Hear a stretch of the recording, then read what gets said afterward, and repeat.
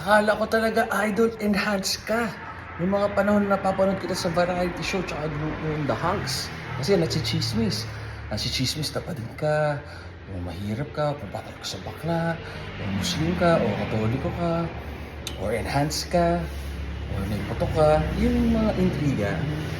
Ang masakit dyan, di ba? 50% pwede totoo, 50% pwede hindi. Pero sa akin, history ng buhay ko, lagi hindi totoo. Mahilig ko akong maligo. Hindi ako mahilig pa bang mahilig ako mag-deodorant. Kasi pawisin ako at ayaw ako mag-amoy putok. Lagi ako naliligo 3 times a day after every workout o pag pinagpawisan ako. Alam ni Mrs. yan. So yun, siyang magastos rin tayo sa kakalaba kasi sa damit. At malakas akong kumain. Takot po ako sa karayong. Kaya hindi tayo pwede sa mga steroids or enhanced. Ayoko rin sa doktor, dentist, derma, o kahit na ano, hindi ko siya trip. Gusto ko lang lumalabas ng bahay, homebody ako. Pag trabaho, pag kikita kami, kailangan worth it yung biyahe, worth it yung trabaho. Kasi lahat ng sacrifice, pinagdaan ako na nung bata ako, nakisama, pangit yung role, pangit yung bayad. So ngayon, nakilala na tayo at nakaipon tayo, namimili na tayo ginagawa natin. Sa katawan, kahit ano pong inumin nyo, ituro mo sa katawan nyo. Kailangan consistent kayo sa kinakain nyo, healthy, consistent kayo stress-free, consistent kayo nag-workout. Workout is a strength, progressive overload para magka-muscle, calorie deficit para mawasin taba, o calorie maintenance or recomp para yung muscles, or calorie surplus to gain more muscles.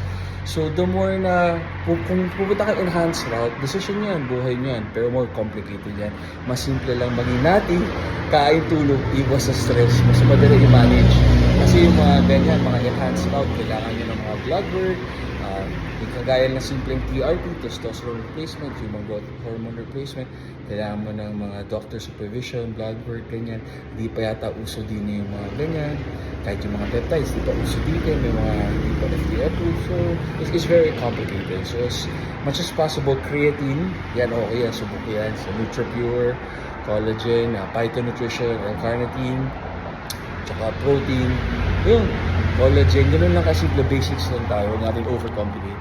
Pag hindi makuha sa pagkain, protein ng phytonutrition. Tama kayo, mali ako, I'm not your doctor, do what works for you.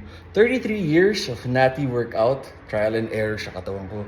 Dati mahilig pa ako mag-basketball, triathlon, lahat ng bawal sa bodybuilding, powerlifting. Kaya marami tayong injury, pero hindi dahil sa workout. Workout nakaganda ng katawan, ng emotion, ng mental, physical, tsaka meditation, spiritualism, magdasal tayo, mabuting tao. Yung sports, yan. And dyan ako napipilayan sa overuse, either sa running, or sa basketball, or sa volleyball, or sa table tennis, or sa bowling, or sa tennis. Lahat yan